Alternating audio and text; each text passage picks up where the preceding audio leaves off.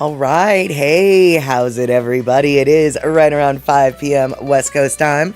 I'm going to call it 2 p.m. Hawaii time, 8 p.m. on that there East Coast, and 7 p.m. for our Central Time folk. I am Mad Statter today, and this is Chatter with Statter. Looks like we've got some folks coming in from Terry in Scotland, coming in with a raid party of 4. Katie's Aura Pinnell writes things, part of that raid party. I'm guessing that Terry will be part of that raid party as well. I'm not sure if eMusic was part of that raid party, but she's saying aloha to everybody. And we've got Shock as well saying, how y'all doing? Pinnell saying aloha to my kitties, Ashes, Dusty, and Leo. Ashes is in the house doing something in the bathroom. I'm still not sure what she's doing in there. Something has caught her attention. Mama Sean coming in on that there YouTube side. Mitchie Mama here saying aloha to everybody. Let's see. It looks like that's what we've got so far. So fantastic. All right. So today we're going to talk about crows. We're going to talk about parachuting. We're going to talk about Terry in Scotland. We're going to talk about Lono. We're going to talk about other things too, but I don't remember what. So, your idiot son Tiki plays fetch these days. Oh, good. I had a kitty cat who loved to play fetch. Her name was Olive Oil. However, I did call her Little Girl Kitty. And she was a little fluffy half Maine Coon girl, and she loved to play fetch. From what I understand, a lot of Maine Coons actually enjoy playing fetch. And I understand that Tiki is not anywhere like a Maine Coon, but he is orange, and orange kitties are very like dogs, so I'm not surprised at all that he, like a dog, likes to play fetch. And Rick is in the house as well. Why, of course, it's Mad Statter time. Thank you so much for hanging out, Rick, for coming in with your sword of no mercy. We've got a couple different moderators here today. Hopefully, we will not need you, but it is very good to have you as a backup just in case we do. And Hugo played fetch when he was young too. Oh, awesome. Yes, some kitties do that. Some kitties do. So let's see here. Oh, I think we've got a kitty in the house right now. But before I force the kitty into stardom, why don't we get the party started?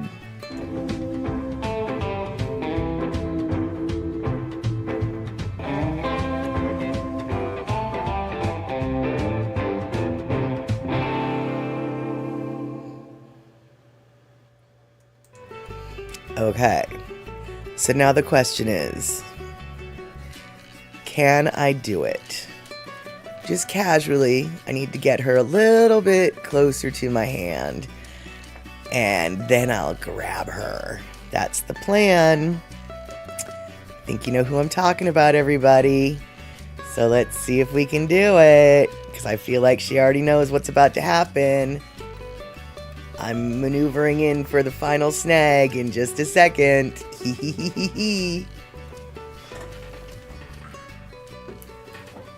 Gotcha! I gotcha. I got her. Yes, I did. She's not happy. Her name is Ashes. She's unhappy. Ooh, hold on. Hey. Stop it. Ooh, you're frisky today. Hold on, we're just going to get one cute look. No, we're not, aren't we? There we go. Look. That's all I wanted to do was one good, cute look. Now get the hell out of here. Get the hell out of here. We don't want your kind here. Except for we do. And Terry in Scotland, thank you so much for that 1,000 biddies. And yes, that was Ash's kitty. She was Spice Factor 7 today. Yes.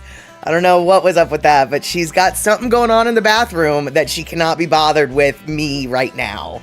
I'm getting her all dirty and not smelling right or something. I don't know what was up with that. But even though I probably have a bloody gash on my chest, I still love her.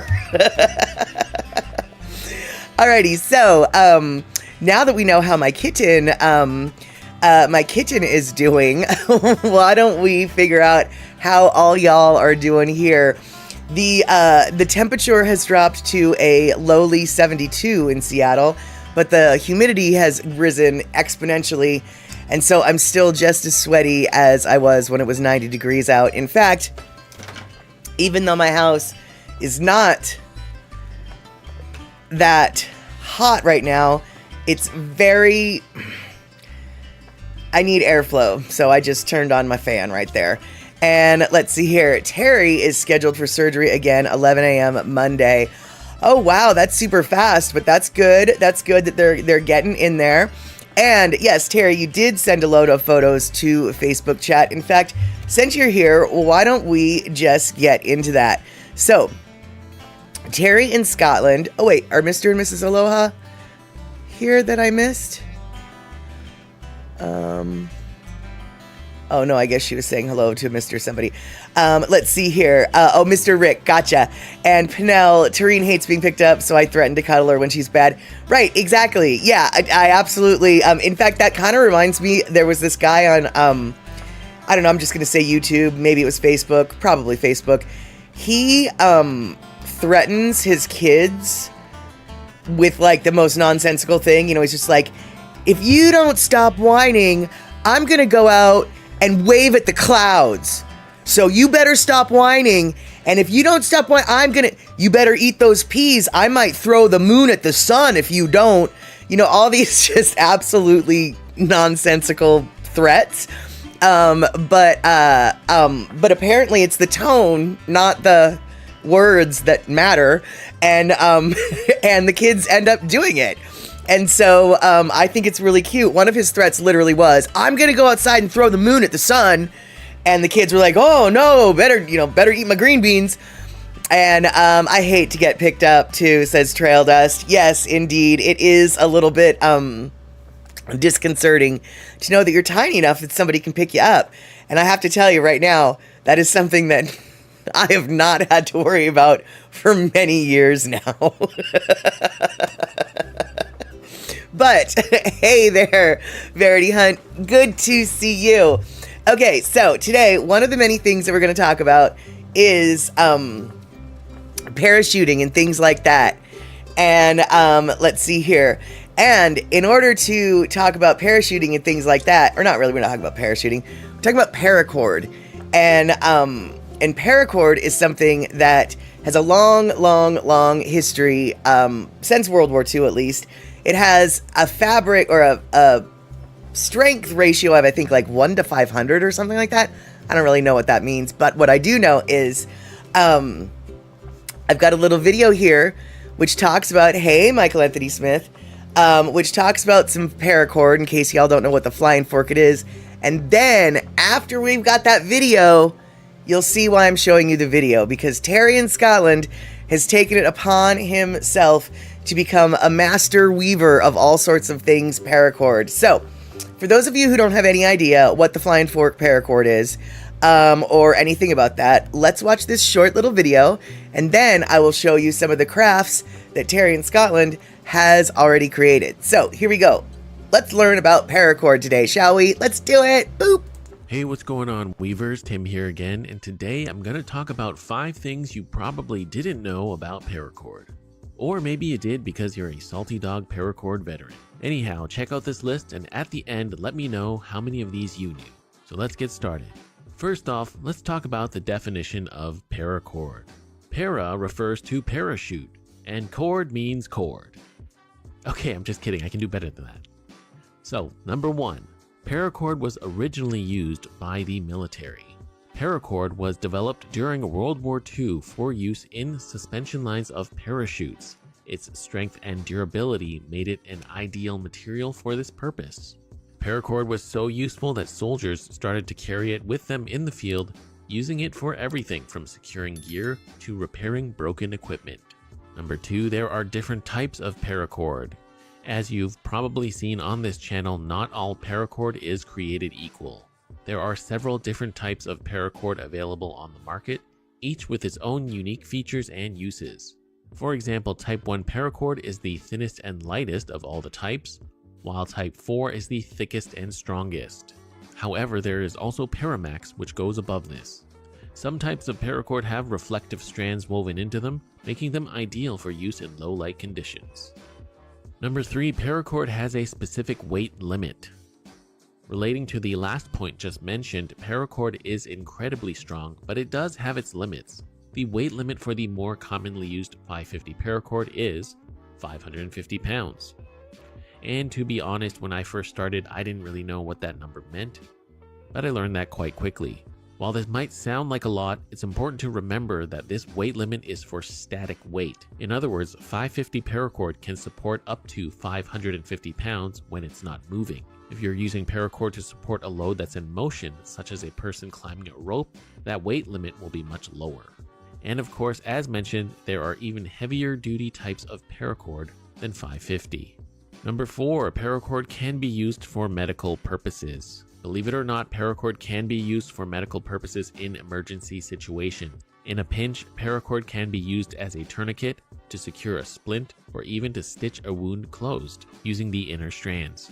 It's important to note that these are only temporary solutions that are to be used during emergencies and should never replace proper medical care.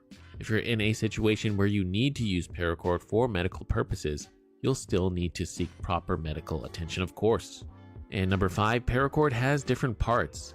If you've ever cut a piece of paracord, you'll have noticed the inner white strands or guts of the paracord that are inside that outer sheath. But did you know each of these parts have names? The outer sheath is actually called the mantle, while the inner guts are called the kern. So how many of these facts did you already know or not know? Let me know in the comments, and either way, I hope you learned something new.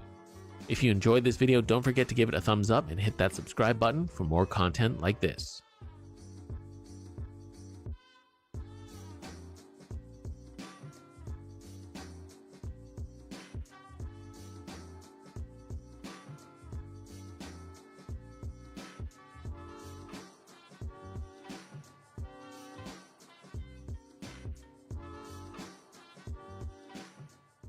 Hey.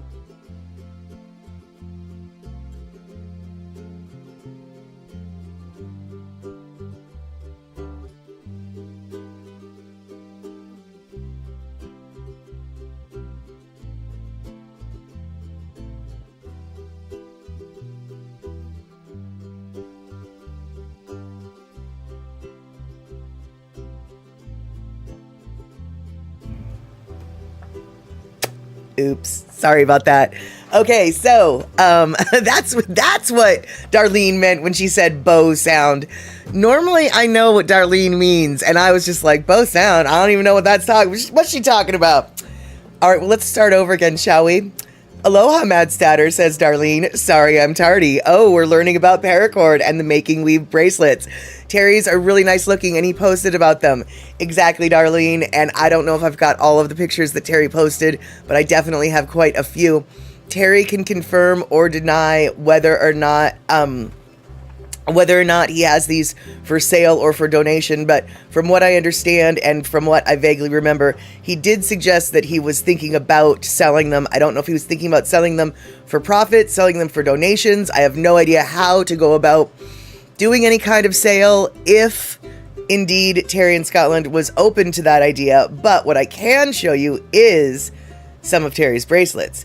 So that's one of them there. That's another fancy one there. And there you go, another more. So all these different color combos and definitely different styles of weaving.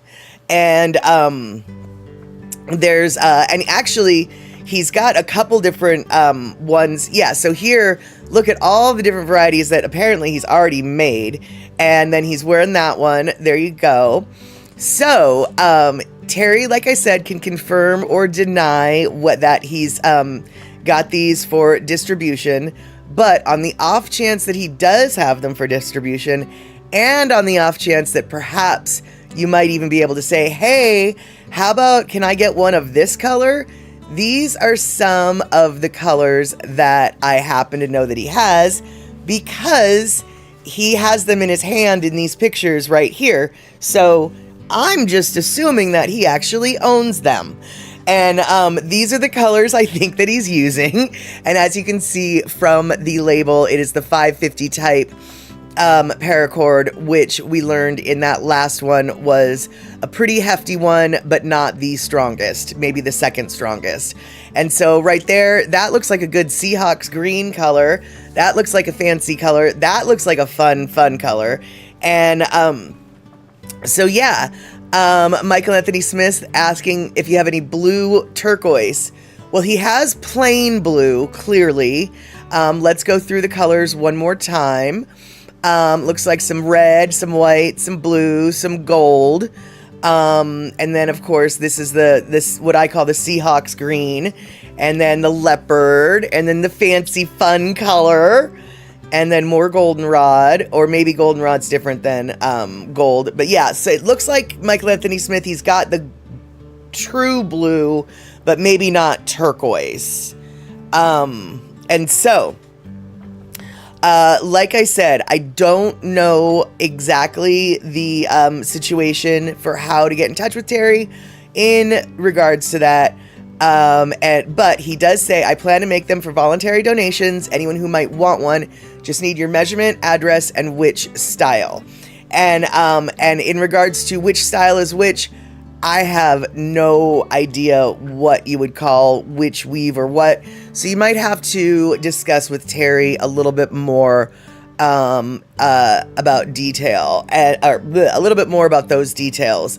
But it also sounds like Terry can get, as he just said, more than 100 colors. So whatever pops into your head.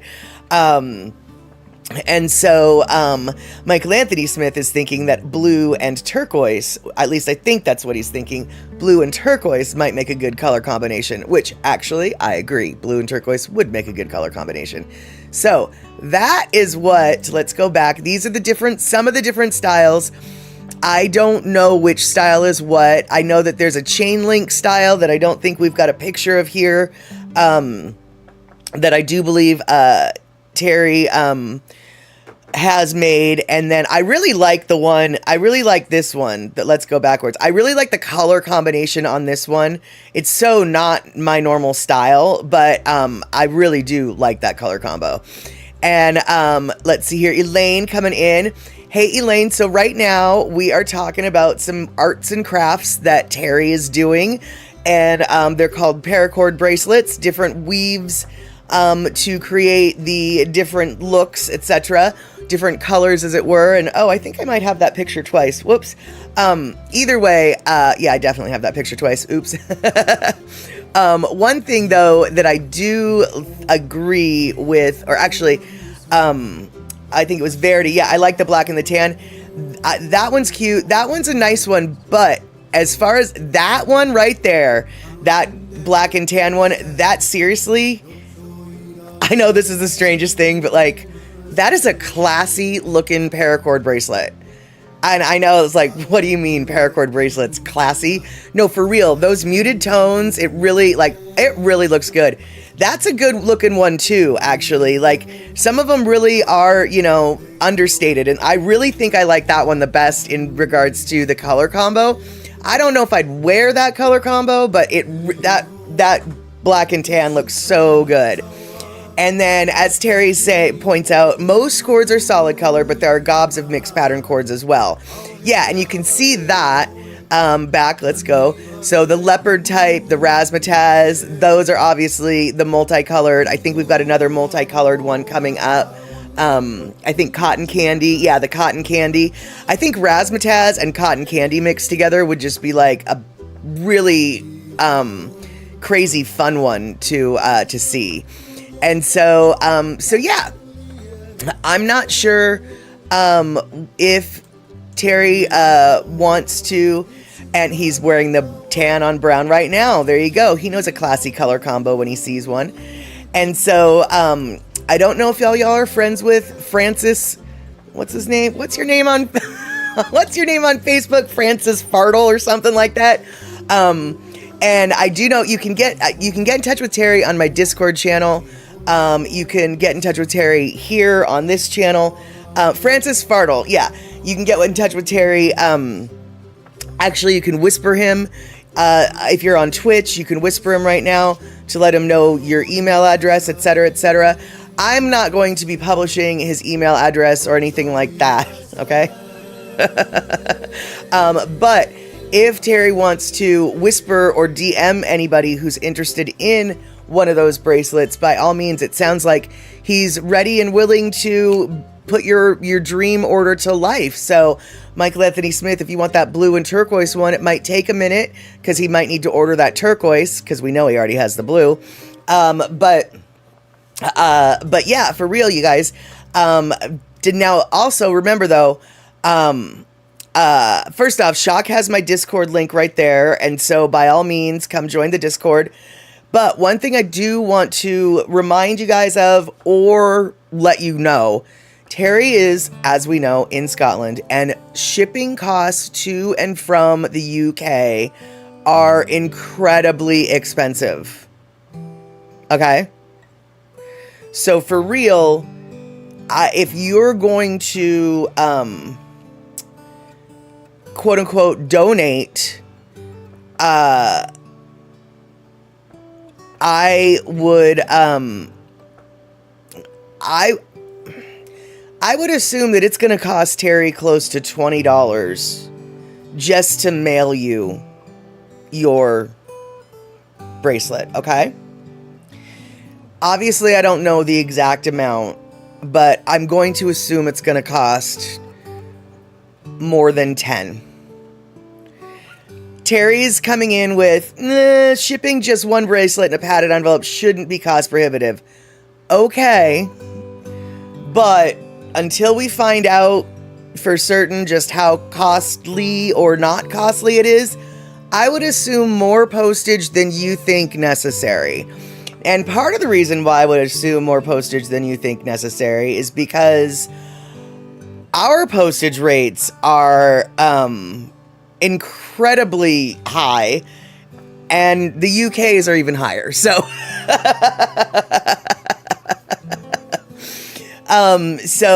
Michael Anthony Smith, you don't know how to, let's see here, DM, what did Shock say?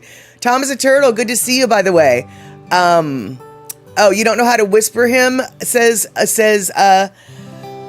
Michael Anthony Smith. Let's see here. How do you whisper somebody? I'm not on, Well, this much I can tell you right now, Michael Anthony Smith. If you, obviously you don't mind having your email address in the chat. So what I would do, Michael Anthony Smith, is, so when you said this is Mike 2 at, what it's showing up for us as, it's just star. So rather than put in your at gmail.com, let's just say it's Gmail, why don't you put, Gmail and then write in .com, and then that way the algorithm, the robot won't know that it's a link or won't know that it's a dot, and it will come all the way through. So, is it gmail.com? Okay, all right. So, okay, cool. All right, that was just totally a guess. Okay, cool. So, Terry in Scotland, it looks like Michael Anthony Smith would be stoked if you could somehow get in touch with him. And it looks like this is Mike 2, number 2. This is Mike number 2 at gmail.com would be the best way. And I'll make note of that too, in case you forget, Terry. Although, actually, I think I already know that, because I think I've already emailed Michael Anthony Smith before. Now that I think about it. But okay, so, let's see here. But Rick coming in with the facts. Twitch Whisper can be found by clicking the name in the chat, and it should show a button to whisper. Ah, there we go. That's it. Yes, it is. I thought I couldn't remember how simple it was, but I knew it was simple. But Michael Anthony Smith, you've exactly done what we need. Yeah, this is Mike2 at gmail.com. Perfect. See, you knew. That's how you get around the robots. You got to trick the robots. And now, even though you've let everybody know what your Gmail address is, now you know how to whisper as well. Wow, that was harder to say than I thought it would be. But now you know how to whisper. So everybody's learning things. And Rick, actually, I think you would look really good with a paracord headband. And it could hold your hair back too. And Mama Sean, check if you can mail to us at all right now due to the tariff confusion. No, I'm pretty sure that doesn't have to do with, is there a command/whisper message? Says Det. I don't think so, Det. But you're on YouTube, so you can't whisper to anybody on Twitch off of YouTube. But maybe on YouTube there's a command / whisper. Ted, are you telling me, because I know that Ted is actually Det. Ted, are you telling me that there's a command on YouTube where you can whisper to people on YouTube? Because, oh my God, if that's the case, that's a game changer for me. Because there have been so many times that I've wanted to message somebody on YouTube, but oh my God. Okay, so but I don't know how. They're finishing that thought. Mitchie Mama, I'm listening. Too tired to type. No problem. Good to see you. Happy you're here. And Mama Sean, this is what just threw me off the track. Mama Sean, European Mail had said they weren't taking any mail to the US right now.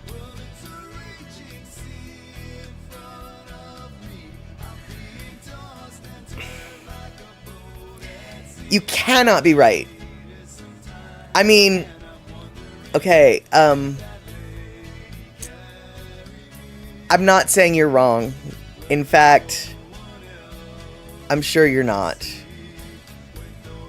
But you've got to be kidding me, right?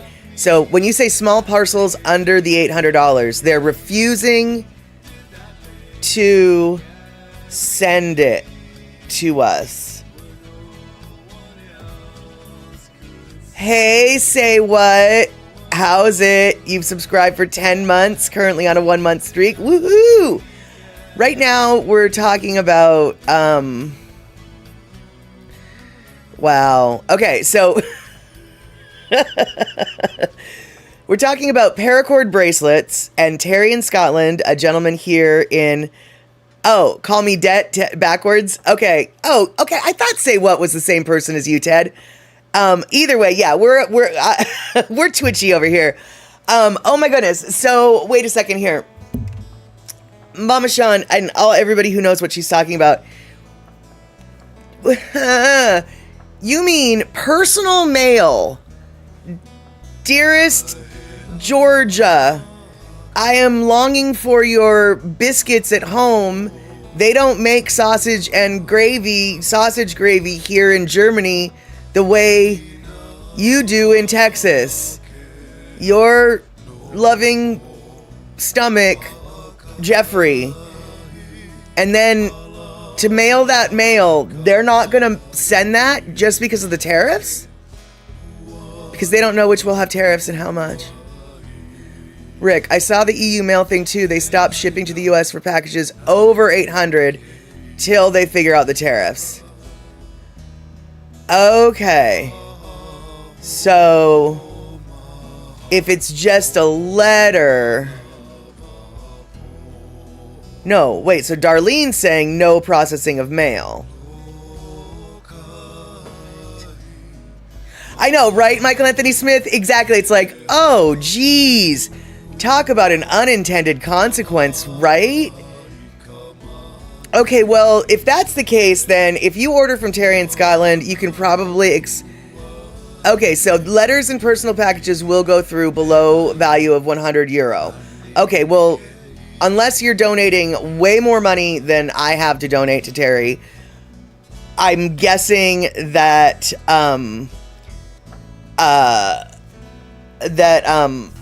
the paracord bracelet that you're going to be donating to him for is going to be less than €100 and definitely less than €800. Now, if you want to pay Terry in Scotland €800 for that paracord bracelet, dude, he would be stoked. And I would be stoked for him. But my best guess is he probably would be confused if you gave him $800 for one. He'd be like, so how many do you need me to make for that money? Because I would be confused. Like, is this just for one? Or is this for like 1,000?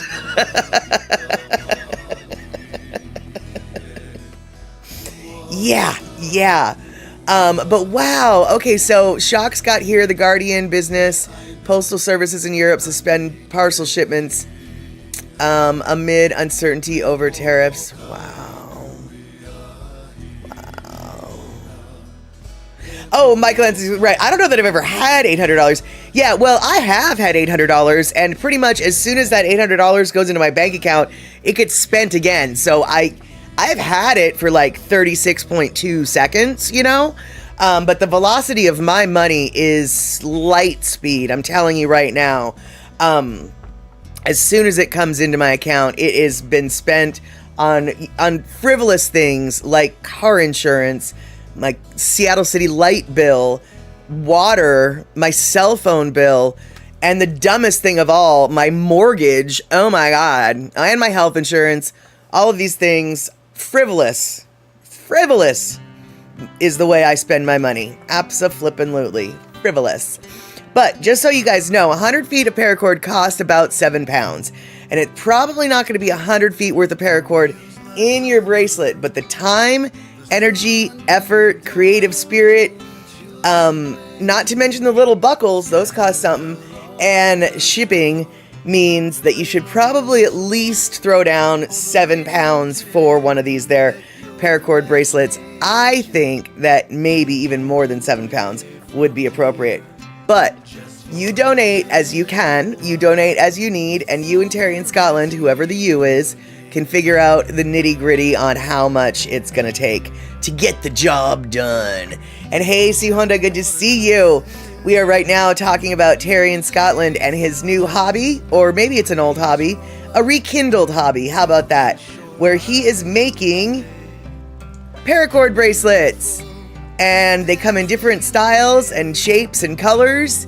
And so if you want a paracord bracelet by our in-house artist named Terry in Scotland, we have paracord bracelets for you. I really like that tan and black one.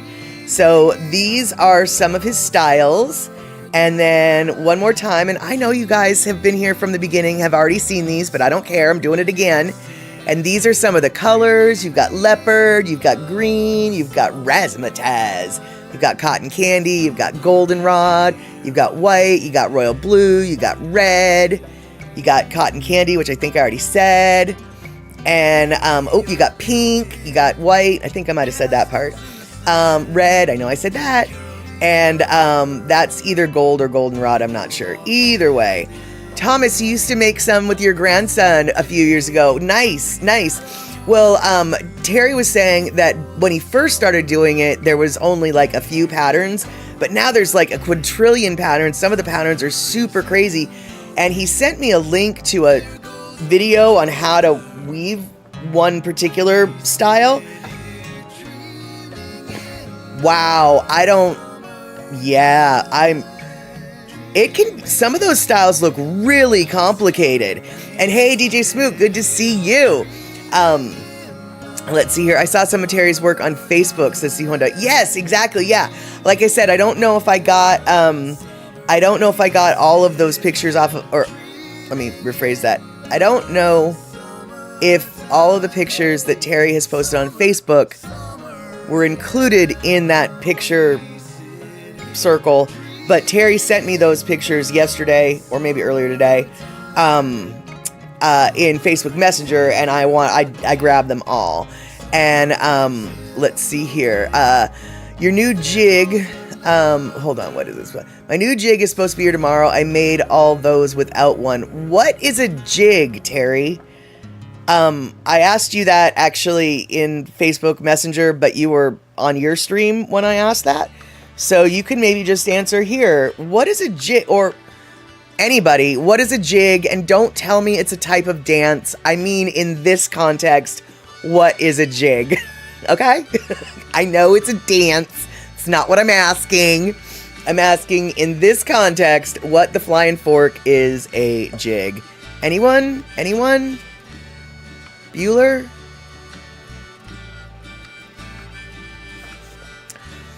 I'm waiting.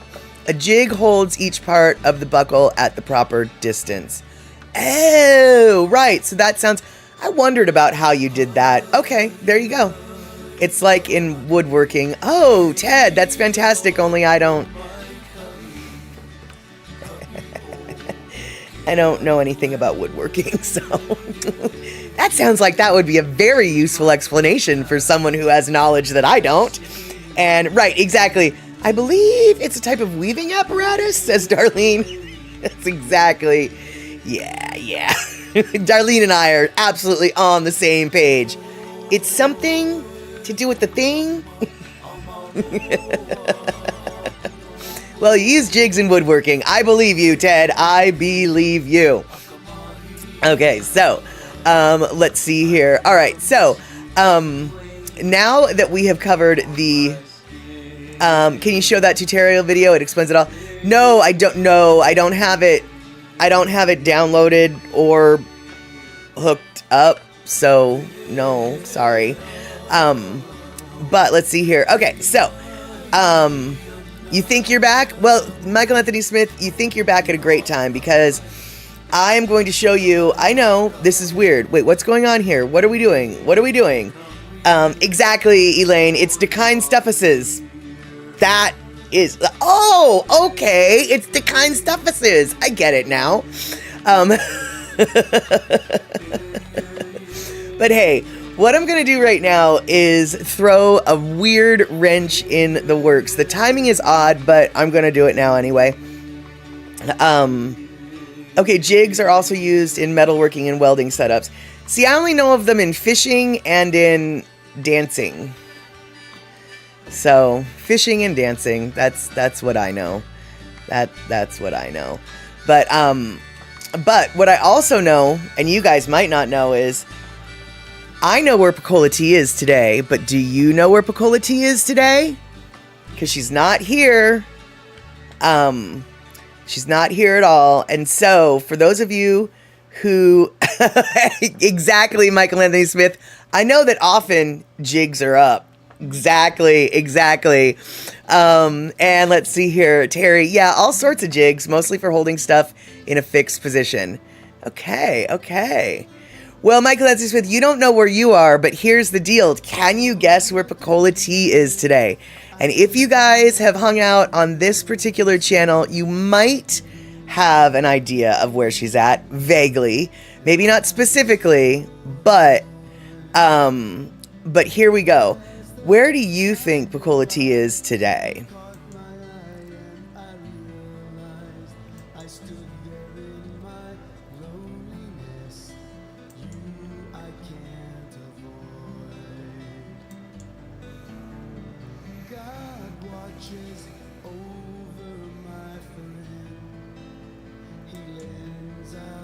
Indeedly do. We've got Seattle on the radar. But yes, indeed. Ball game. With Carmen Sandiego. Gitmo. Nope. No Gitmo. It is. You're trying to trick me into sports ball. That's right. It's the Mariners, son. Anyone have any idea? Mariners won, she said. Okay. Any idea, though? Indeedly do. But for bonus points, where is she? Where was the game held? What is the name of the stadium? Milwaukee Brewers game. Nope. Not, well, oh, maybe it was Milwaukee against them. But does anybody know the name of the Seattle baseball field? Do not Google it. It is written in this particular picture right here. And it's...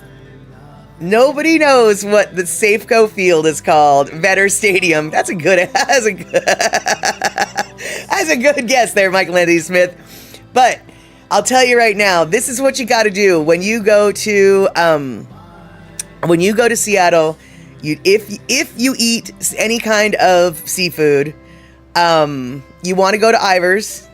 Yes, exactly. Corporate sponsor park. That is exactly it's exactly it, Ted.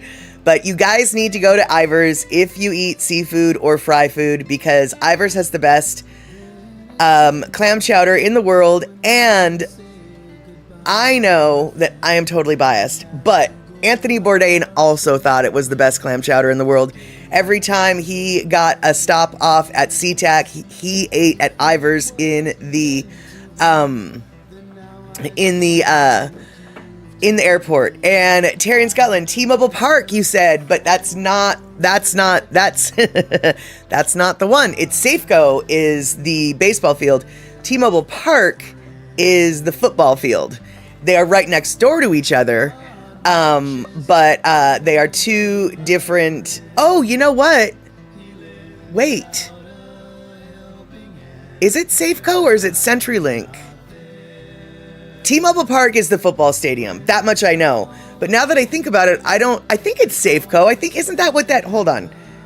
See, it's so funny. I'm like expecting all y'all, to believe that, oh, no way. Wait, what? Okay, wait, what? Hold on, wait, what? Hold on. I don't know what I'm talking about. Does it say T-Mobile Park? Oh, it does say T-Mobile Park. Well, shoot, I know what happened. It used to be called Safeco. It was originally called Safeco. And then it switched to T-Mobile Park. And I completely forgot because I don't pay attention to those things. And CenturyLink Park, CenturyLink Field, that's the football stadium. CenturyLink Stadium, and then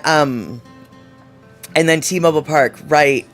And E.T. Guerrero, oh, I can't eat shellfish, dang, not for me. Yeah, that's too bad, because their clam chowder is good. And I'm going to have to stop you on Ivar's is the best chowder too. Elliot's on the Pier Pike Place Market. Okay, first off, say what, Ted, listen, we're not going to talk about the Pike Place Market chowder because admittedly it is kind of better than Ivar's, but shush, okay? We're not going to tell them that. We're not telling them that. Ivar's is still the best, all right? Just leave it at that. I mean, you and I might know that one in Pike Place Market is a little bit better. It is a little bit better. But if you're on the waterfront, just like Mama Sean says, if you're on the pier, there's nothing more Seattle than eating your fish and chips on the pier, getting harassed by seagulls. It is the most Seattle thing you can do. Hey there, PBB Bang. Good to see you coming in. It's good to see you. And then, oh my goodness. Ted coming in from California. By the way, Ted is in California. And do you know what Ted just said? Y'all, did you just read what Say What just said? Say what?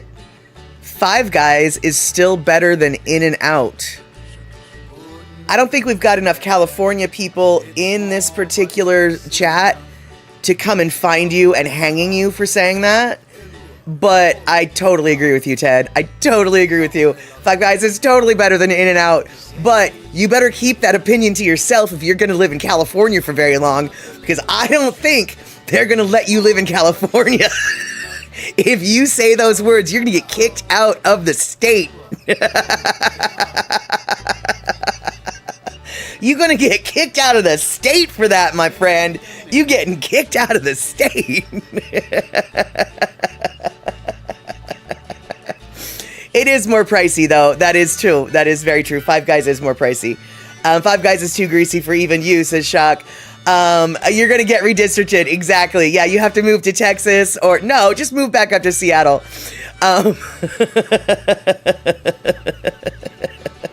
Dodger Stadium and no Cracker Jacks. Come on, that's sacrilege. Yep, exactly. That is just not. Say what? It's so cold. Honey, it was 90 degrees yesterday, and before that it was 90 degrees, and before that it was 90 degrees. Today it's 75. What do you mean it's too cold? We had hotter weather than you did in the Bay Area, silly kitten. And Michael Anthony Smith, now I want to eat. Yes, I actually do too. My tummy is rumbling. But we've still got 45 minutes left of the stream, and we're 2 minutes past our Lono listening break. So we're going to listen to a song that actually does thematically have something to do with the topic we're going to cover after the Lono listening break. But now, here's some Lono. Cool Pete or my pet.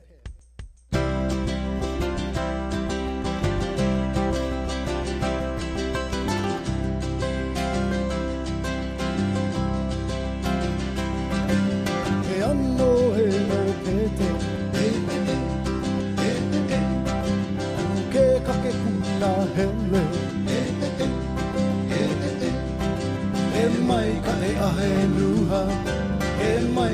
aheluha, hello lelua he anawe.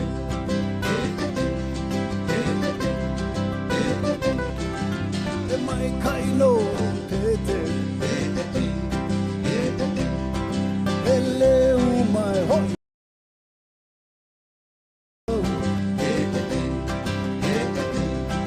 Me ole na pohaku, me ole na pohaku, na alu me na pina.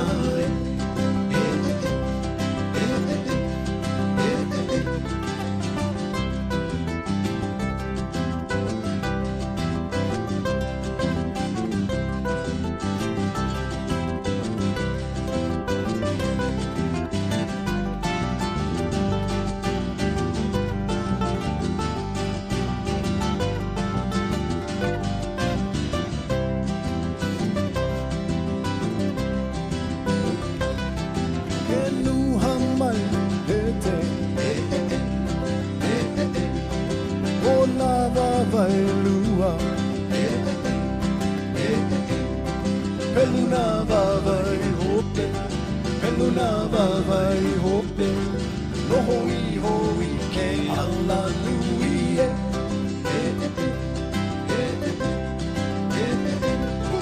Puki mai mamua, mahua kua ma hope, au he kamaliu iho. Ao he kamaliu iho, I ka paka ue mai.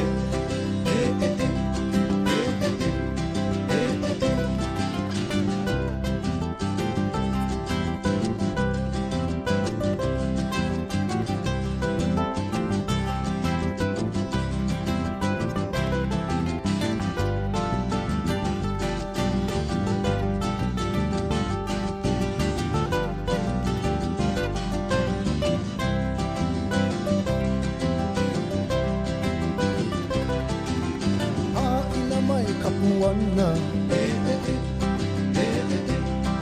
ko pete hana apiki, oh what a humbug. Kelu hamai oyala, kelu hamai oyala, mohoi hoi ke ala nui e.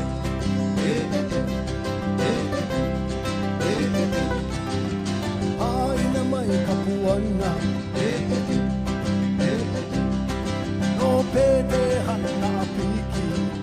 Oh, magawaza humbug. Kenu hamai oyala, kenu hamai oyala, hoi hoi ke ala nui e.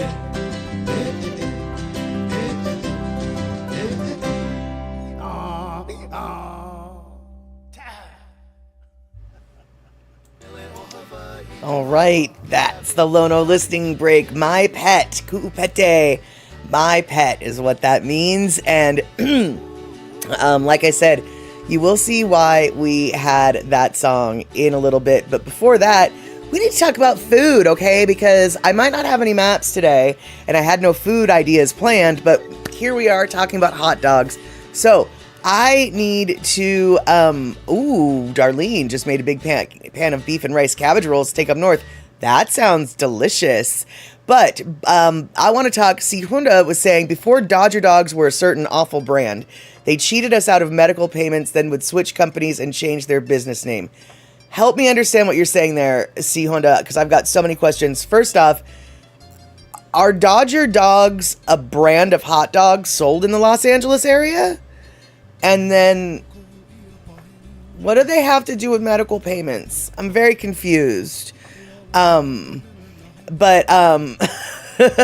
Exactly. More food.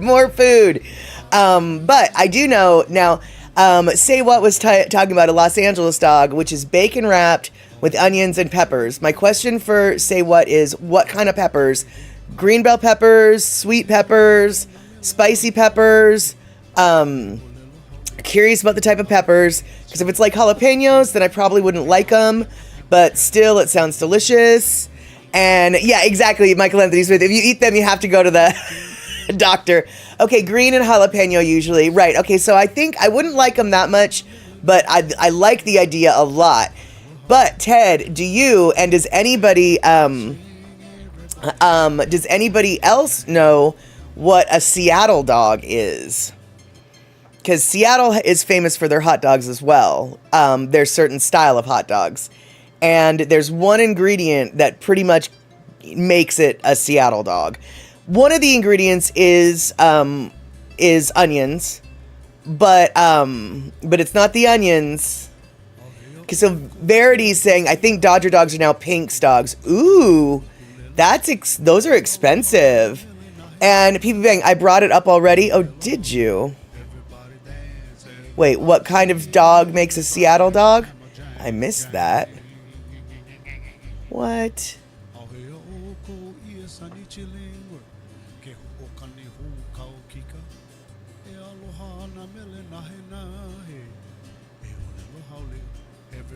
I don't see where you said what it is, so I'm just gonna pretend like nobody guessed. And Michael Anthony Smith. That's funny. It's a hot dog in drop D tuning. Yeah, and it's cream cheese. Cream cheese is what they put on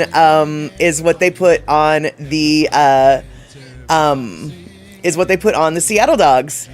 And let's see here. It has Pinnell, though, talking about billionaire bacon, has brown sugar, red pepper flakes, and black pepper. Bacon is baked. Snoop Dogg's recipe. Okay, that sounds like it could be good. And then C Honda explaining, yes, you can buy the brand they use. Before our clinic took care of their industrial injuries, their company was near our work. Got it. And Terry in Scotland, good guess, but not right. They do not put Washington Huskies in Seattle dogs. And okay, you said, I heard about Seattle dogs for the first time recently, and I said, I want one. Yes, Seattle dogs basically are, for the most part, they're roasted onions, cream cheese, and then, God forbid, oftentimes ketchup. But basically, cream cheese on the hot dog is what makes it a Seattle dog. And let me just tell you right now, if you're thinking, what? Oh my God, no. That is understandable. But then try it. Now, the hot dog bun has to be toasted, so the cream cheese kind of melts. It's a game changer, y'all. Michael Anthony Smith, again, what? Perfectly valid response. The only response really that you should have to such a concoction. But try it. Now, Michael Anthony Smith, I know that you're a vegetarian, so you're going to have to get your vegetarian dogs. But if you aren't vegan, then cream cheese should still be an okay thing for you to eat. And so cream cheese, for real, dude, cream cheese, and like I said, ketchup, actually. I really do think that if you guys, the key, like I said, obviously is a hot dog and then a toasted bun. The toasted bun is key. Okay? Toasted bun. And your ex would put cottage cheese on his hot dogs. That is weird, but I actually might try that. And Mama Sean, bacon wrapped with mayo, guac, and chopped tomatoes is a Tijuana or Mexican dog I make here. Very messy, but tasty. I would eat that every flippin' day. And then I would have to go to the hospital because I ate them every day.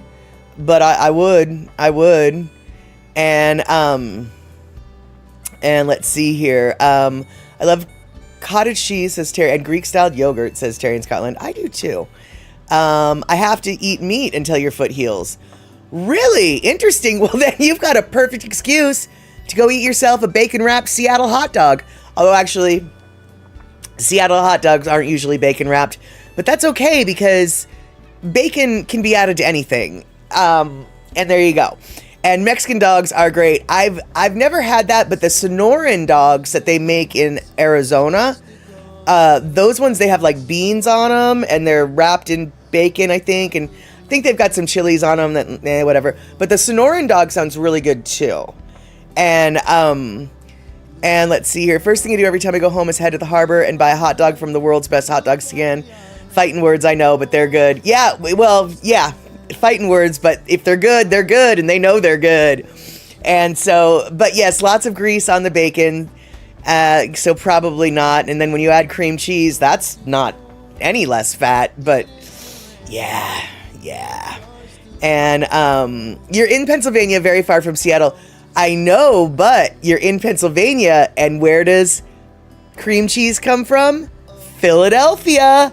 And so you're close enough to Philadelphia to make it work, my friend. Make it work. And say what? The real question is, which brand of hot dogs are the best hot dogs? And PPP Bang, yeah, you're even further from Seattle. You, my friend, can you even get cream cheese in Finland?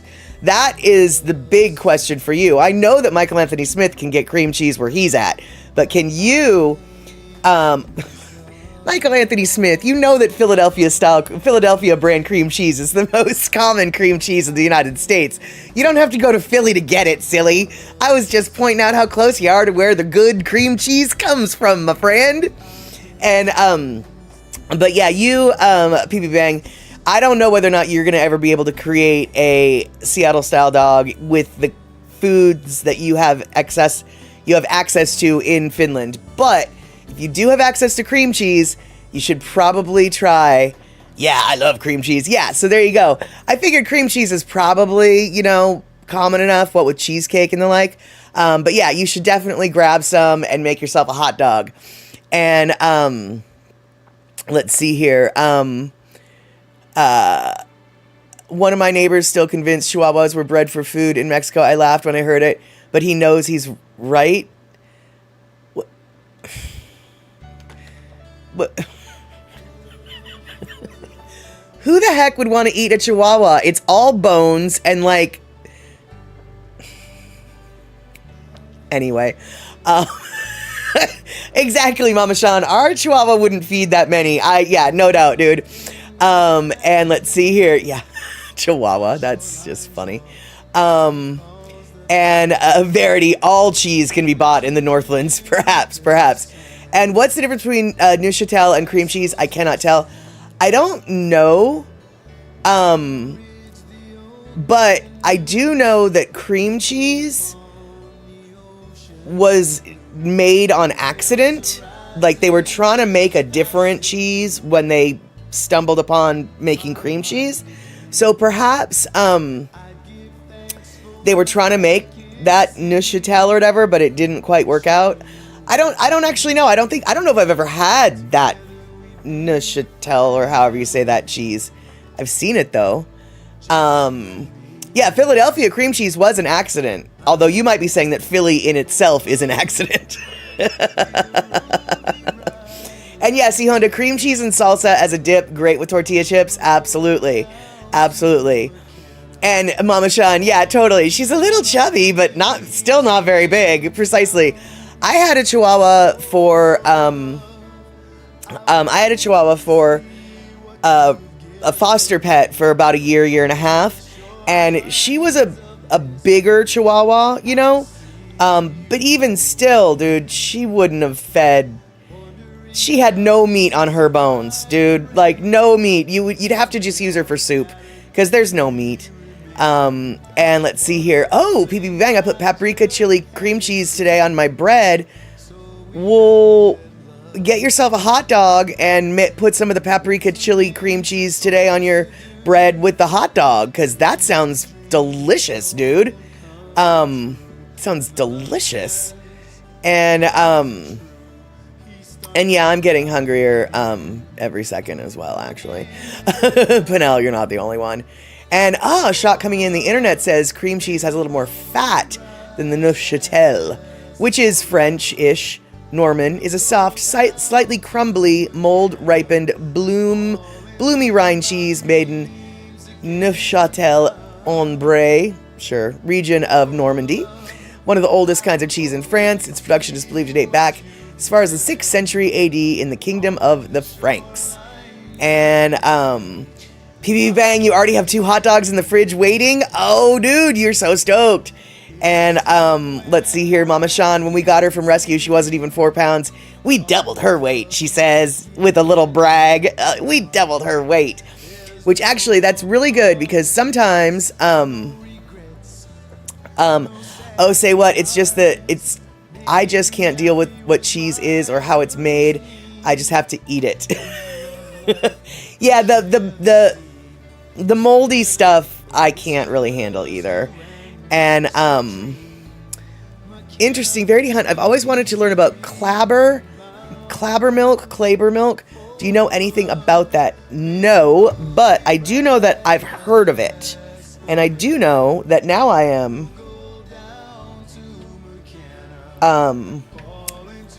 curious, and we might have a stream about it one day. We just might have a stream on about that because now I'm very curious. Do you know anything about it? It sounds like you've always wanted to learn about it, so you probably maybe don't know about that, but that sounds like something we might learn about together. And a live tasting. I did a live tasting last weekend of different watermelons. I tasted 4 different types of watermelons, and oddly enough, they all tasted very different. Yeah, very different. The yellow one definitely tasted the most different, but even all the pink ones were different. And oh my God, wait. Pee Bang, did you get oh, you're getting your puppy in 6 days. Pardon me while I look like a 3-year-old. You're getting a puppy in 6 days. It will weigh like 10 pounds. Oh, yes.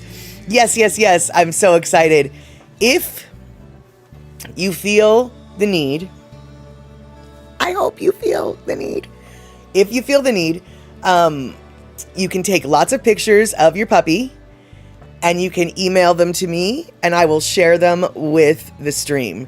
Because frankly, I think we all want to see them. Because who doesn't want to see pictures of puppies, first off, right? Right. So, Mama Sean, yes, 2 puppy pictures. Yes, 2 puppy pictures. So we've already got 1 vote. And so if you need to email me, it's madstatter@gmail.com. All one word, do that. And we'll show off all of the puppy pictures. Yes, we will, because Michael Anthony Smith loves puppies, and I love puppies too. And say what? Good night, all time to cook hot dogs. There you go. Good night. Good night, all time to cook hot dogs. So say what? There you go. Alrighty. So now that we have sort of wandered from food to pets, I am going to show you a couple more videos. They are about crows. First video that I'm going to show you about crows is just a little bit about the mythology and folklore surrounding them. And then the second video I'm going to show you is a true story about a murder of crows in Seattle. This isn't like, these videos are not 20 minutes long. These are like 3-4 minute videos. So let's first go into crow folklore. Let's talk about some folklore around crows. In Slavic and Celtic folklore, there was an old belief that when crows gathered in large, noisy groups and circles in the air or in clusters and treetops, they were holding council. And this was not just a poetic image. Farmers and travelers recorded it for centuries. In 18th century Eastern Europe, weather almanacs mention these councils happening before big changes in weather, especially like blizzards or heavy snow. In Scotland, crofters noticed the same behavior before storms, but they also believed it signaled important news or change about to touch the community. And what's cool is that modern science actually explains part of this, that crows will form large roosts ahead of extreme weather, both for warmth and safety. It is also a time for them to share information, especially about food sources and potential threats. Spiritually, though, this was never considered random. Crows have been messengers between worlds in many traditions. And when they gathered like this, it meant something was stirring, not just in the sky, but in the unseen. And for those that lived by these signs, the meaning was simple. If the crows are speaking together, something is coming, and you better pay attention. Let's talk about some folklore around crows. In Slavic and Celtic folklore, there was Alrighty, so that is just a little bit. Yeah, I've got reverb now. I don't. Oh, it's a flamboyance. Yeah, I think that totally sounds right. I knew it was something like that. Flamboyance of flamingos is what you call it. Now, so group of crows talking, etc., etc. Now, this next thing is about crows, and this is a true story that happened in Seattle. The crows alerted us to the fact that Bart had been killed by coyotes. June 2017, Washington State. In a suburban Seattle backyard, a group of crows are making themselves at home. So this is a great story because it involves crows, and crows are awesome. Noel Alcoba and his wife moved to this peaceful neighborhood in 2005. Not long after they arrived, they started finding strange objects in their bird bath. The first thing we found was a little metal toy car. First we were thinking, how did this get up here? Shortly after that, we started getting other objects. The crows were leaving offerings. This is so cool. This is so cool that they would give us something. But do crows really understand such a complex behavior as giving gifts? Or is there something else going on here? Well, we know that many birds like shiny items. Magpies, for example, will collect shiny objects. So it could be that these crows are doing a similar thing. They're just collecting these items and also just leaving them randomly in people's gardens. But there's a twist in this tale. There's a cat in this story named Bart. And Bart seems to be a unique cat because Bart likes the crows, likes to hang out with the crows, and doesn't seem to mind that they're in the backyard. Bart knew how to open the sliding door by himself. One morning he went out. It's early in the morning. And what woke us up was the sound of crows squawking. The crows alerted us to the fact that Bart had been killed by coyotes. It was a very emotional time for us. What happened next took Noel and his wife completely by surprise. It was only a week later that the crows left us another gift, and it was Bart's collar. It was very comforting, and it helped with the grieving process. Now, was that just another shiny object? Or do the crows, which are very intelligent, recognize the significance of that particular object? I think it's a really good demonstration of an interspecies relationship. The fact that they're bringing you gifts is about pair bonding. It's about creating a bond between you and the birds. Yet while it appears crows do give gifts, what exactly is motivating their behavior is harder to say. I don't know if they understood how much it meant to us, but they gave us the best memento when they left his collar.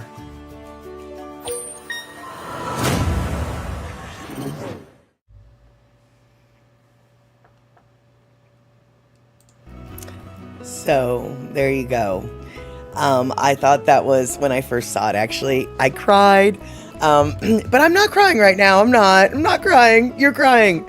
And anyway, so I just thought I would share with you a little story of the crows with the lost pet, hence the Lono listening break connection this time.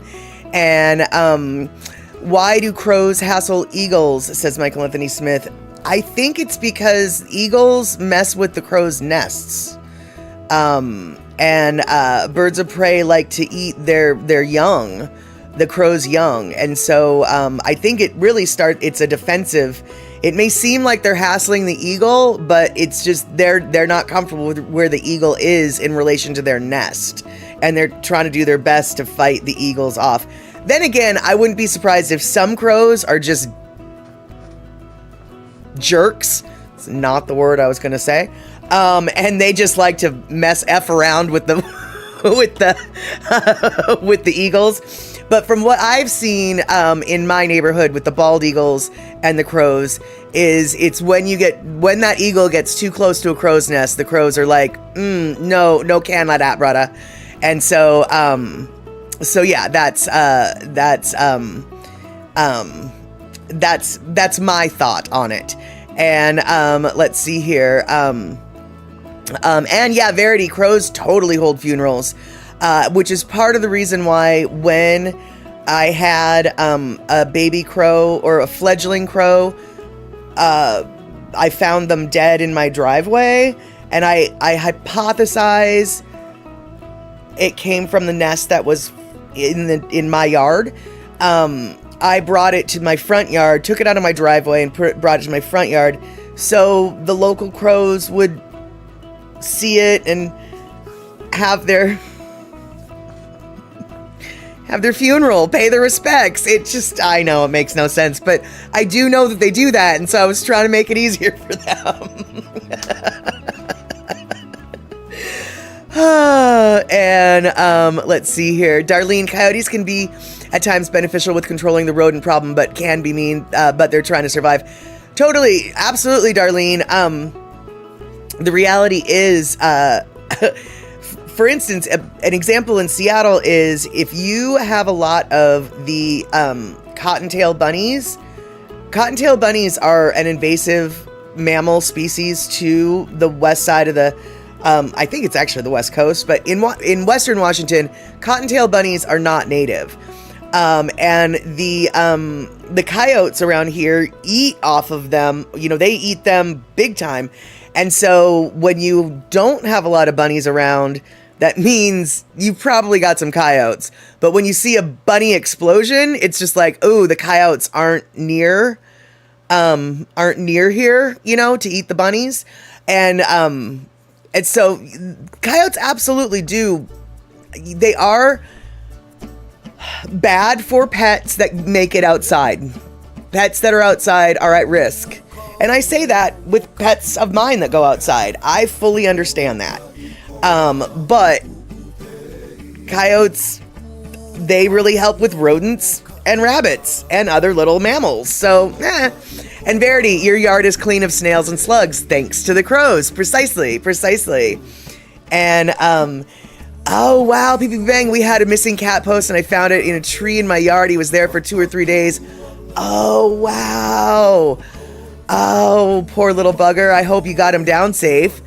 And a group of owls is a parliament, says Terry. I thought it was a wisdom for some reason. Do you know what a group of ravens is called? A group of crows is called a murder, which is awesome.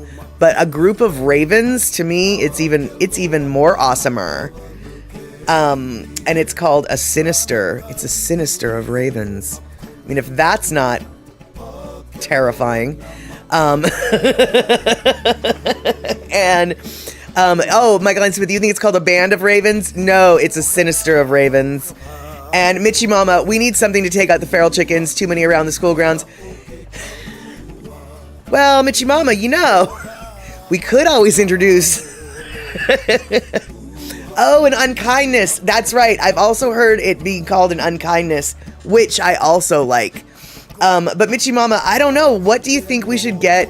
What animals should we import to the island, to Hawaii, or excuse me, Oahu, to get rid of the feral chickens? Should we import some coyotes? Because importing an animal to Hawaii to take care of another animal is exactly what the best thing is. Verity, yeah, isn't it an unkindness of ravens? Yes, actually, as soon as you said that, as soon as you guys mentioned that, I realized that yes, indeedly do. It is an unkindness, but I swear, I'm probably not making this up. I don't think I'm making it up. I swear I read somewhere that it was a sinister of ravens is also what it is called. But I am fully willing to admit that I could be wrong, because if y'all have been here before, you know that I've been wrong before. And yeah, Rick, there are KFCs on Oahu. All right, so let's see here. What have we got? Oh, yes, we've got one more little thing that I would like to share with you guys. And this is throwing a little wrench in the works, but that's okay, because most of the time you guys don't complain about this type of thing. I've got another video from Lono. Actually, it's not a video from Lono, it's a video from Cousin Bill. And if you ever want to see random videos of the music and the dancers and the arts and crafts and things that are going on Molokai, I suggest that you check out a YouTube creator called Cousin Bill. And Cousin Bill, by the way, is CUZ''N Bill. Cousin Bill. Here, I'll type it in the chat like this.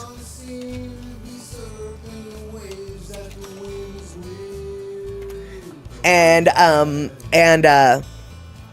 Photo Luke is the one who shared this video with me, because Photo Luke and Lono did apparently meet up this last weekend, and Photo Luke met Cousin Bill, and so Photo Luke is trying to, I think, share some of Cousin Bill's videos, and so I'm going to share this video with you guys here, and then we'll probably have time just to wrap things up. So here we go. Boop.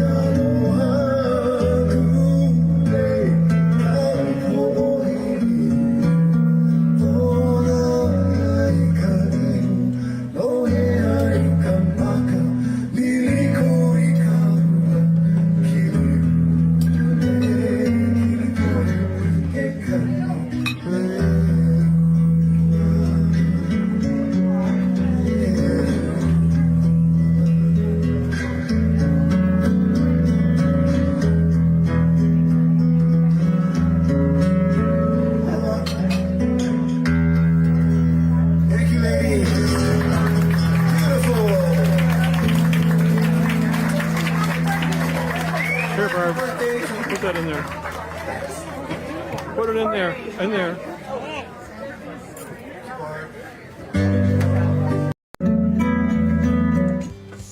All right, there you go. So that particular restaurant that Lono is performing at in this video has closed at the end of July, but I believe they're going to have some new owners and they'll be opening again in February. Whether or not Lono will be part of their entertainment lineup has yet to be seen, but he has a feeling that he will be invited back. Hard to say exactly what days he will be performing. This particular last bet, it was every other Friday that he was performing at that place. But let's see here. Michael Anthony Smith, I agree. He should be. And Darlene, that was a sweet video. The lady knew the dance, that's for sure.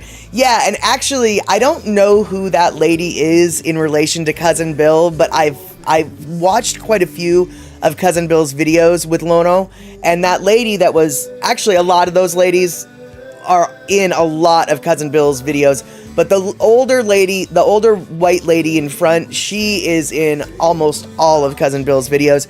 So I have a feeling that Cousin Bill is maybe associated with that woman somehow, but I actually have no idea. Now, Terry in Scotland, there is no you're wondering which. It's Willie Nelson. Your bandana is giving you Willie vibes. There's no Keith Richard vibes coming off of you at all.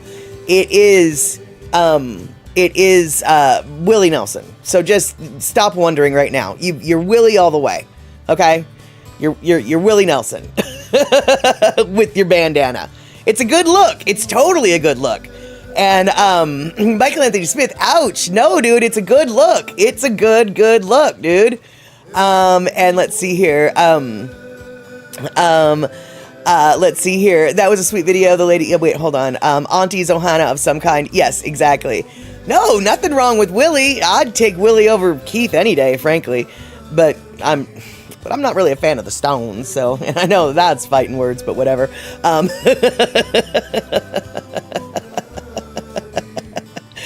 All right, so it is about 25 minutes past the bottom of the hour. Okay, it's only 24 minutes, but close enough. It is probably time to wrap things up. I want to thank you guys for hanging out tonight. I wasn't sure exactly what we were going to be talking about. I had a feeling, and everything went completely as planned, yet unplanned, which is exactly how things should be. Of course, Michael Anthony Smith is now, I cannot let that go. I'm a huge Stones fan. Urgh. Sorry, Michael Anthony Smith, that's okay. Forgive me. And so I want to thank everybody for hanging out. I want to thank the mods for hanging out. I don't think they had to do any moderation today, and that is super awesome. I want to remind everybody that we're going to be showing episodes 5 and 6 of Chief of War at Mapstatter on Twitch. I can't get a good pop tonight. Anyway, episodes 5 and 6 of Chief of War on Saturday. Sunday, it's a holiday here in the United States. I'm going to be taking Sunday off. So hopefully you guys will have a great weekend, a holiday weekend in the United States, just a regular weekend in the rest of the world. Sunday, there will be no chatter with Statter, but Saturday, there will be, like I said, episodes 5 and 6 of Chief of War. So, hopefully we'll get to see each other at Andy's Daily Pigeon Live on Friday. If not, hopefully Saturday, and then if not, well then it'll have to be next Wednesday. So thank you so much for hanging out. We'll see each other soon. Take care.